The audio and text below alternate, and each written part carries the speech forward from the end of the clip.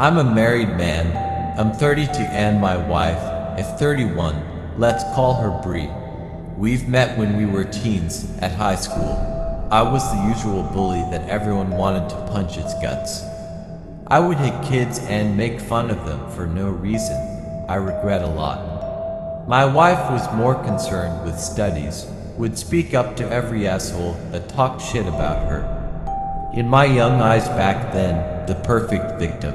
Until one day at math class, I was 100% sure I knew the answer, but then Bree spoke up. She humiliated me with words, saying the right answers that were the complete opposite of mine. I was angry, with everyone laughing at me as she was praised, but I went quiet. After that, one day, I was getting to school late, until she bumped into me, panicking, her eyes wide and looking everywhere as if she was trying to find out where she was. I raised an eyebrow and asked what happened. She didn't know it was me, panicking, saying she was in the library when everything started to melt. Looking into her pupils, I noticed she was drugged, badly drugged.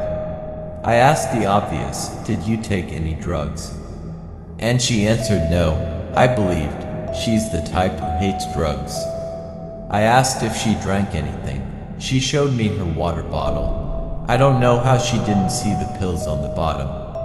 I sighed and grasped her chin, trying to get answers from her as she panicked. From afar, I saw my ex-friend, Andrew, coming up to me with a sadistic smile. You found her, he said, laughing. I obviously asked what happened, and he told me something that made my heart sink.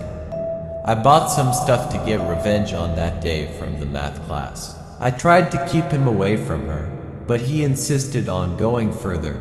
I panicked as Bree started to foam with her mouth, falling on her knees. I didn't know what to do. I just grabbed Andrew by the arm and walked away, leaving her behind. Later, I only heard the screams from students. They found her body on the hall. The commotion didn't stop me from checking on her.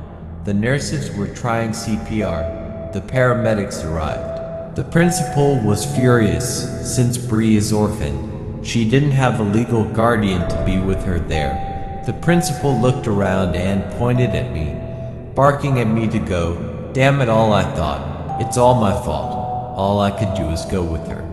And I did.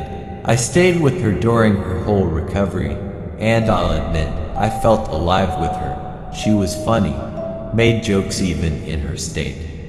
I fell in love, yet she didn't remember it was me who left her there, almost to die, and I never told her that. I feel guilty. It eats me every day to think she almost died. And it kills me when she says I'm not as bad as everyone says. Nowadays we're together, with a 2-year-old son. I feel self-hatred every day. She almost died because of me, and she doesn't know. I wonder if she asked for divorce if I tell her. She's a strong woman, and I don't want to lose her. But lately, I've been having nightmares about it.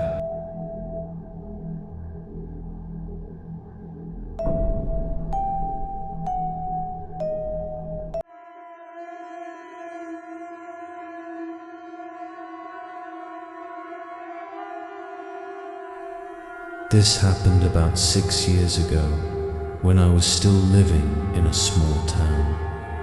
At the very end of our street, there was an old abandoned house. Everyone in town said it was haunted. The windows were broken, the roof was falling apart, and the wooden door always made a loud creaking sound whenever the wind blew. Most kids in my town used to dare each other to go inside at night, but nobody really stayed there for long. People said they heard whispers, footsteps, or sometimes even crying sounds from inside the house. One summer night, me and my 2 friends, Daniel and Chris, decided we were brave enough to check it out. We were bored, and we thought it would just be fun. We grabbed flashlights and went to the house around midnight. The door was unlocked, and the second we pushed it open, the smell hit us. It smelled like wet dirt and something rotten. The air inside was cold, even though it was hot outside. We walked in, laughing nervously, pointing our flashlights around the living room. Old furniture was still there, covered in white sheets, and the wallpaper was peeling off the walls. We went deeper inside. Every step on the wooden floor made a long creak that echoed through the house. After a few minutes, we heard its footsteps upstairs. We froze. At first, we thought maybe it was an animal, but the sound was too heavy, too slow, like a person. Chris whispered, "Hello, who's there?" No answer, just another step, then another. Daniel tried to laugh it off and said, "Probably some homeless guy," but his voice was shaking. We decided to check upstairs anyway. The staircase groaned as we climbed, and when we reached the hallway, we noticed something strange. All the bedroom doors were open, except for the last one at the very end. That door was shut tight. From behind it, we heard breathing, slow, heavy. I will never forget that sound. Chris wanted to open it, but I grabbed his arm. I whispered, "Don't." Before we could argue, the door slowly began to open by itself. Our flashlights shook in our hands as the door creaked wider. The room inside was completely dark. We couldn't see a thing. Then, from the darkness, we saw a hand. Pale, bony fingers slowly gripping the edge of the door, and then a face leaned out. It wasn't like a normal face. The eyes were too big, wide open, almost glowing in the dark. Its mouth stretched into a smile that looked impossible for a human. It didn't speak, it just stared at us with that horrible grin. We screamed and ran. We didn't stop running until we reached the streetlight outside. When we finally looked back, the house looked the same as before, completely quiet, as if nothing happened. But here's the scariest part.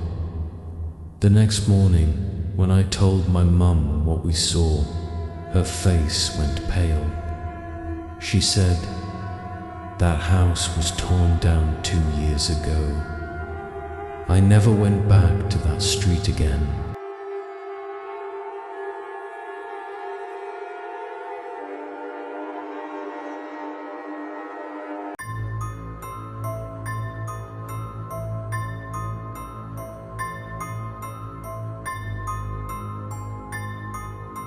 This happened when I was 19 years old.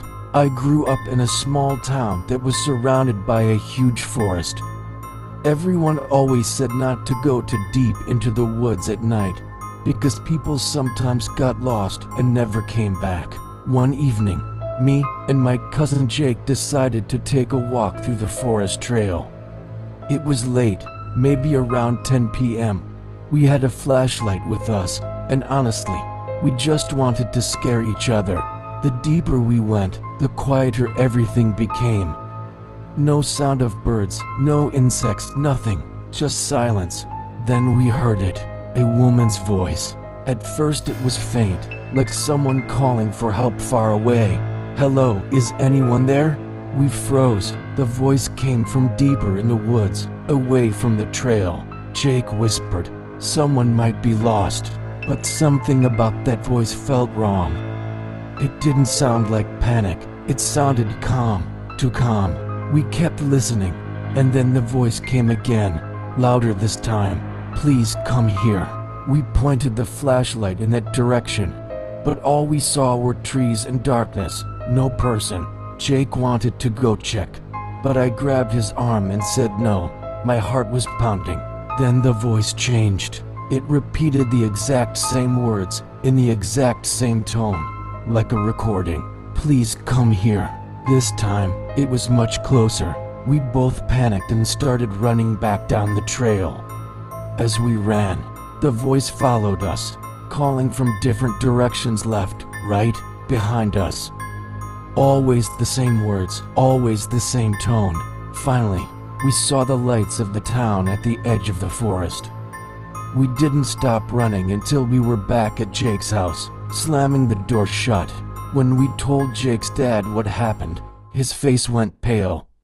He told us that years ago, people had gone missing in that forest, and locals believed something pretended to be human using voices to lure people deeper until they disappeared.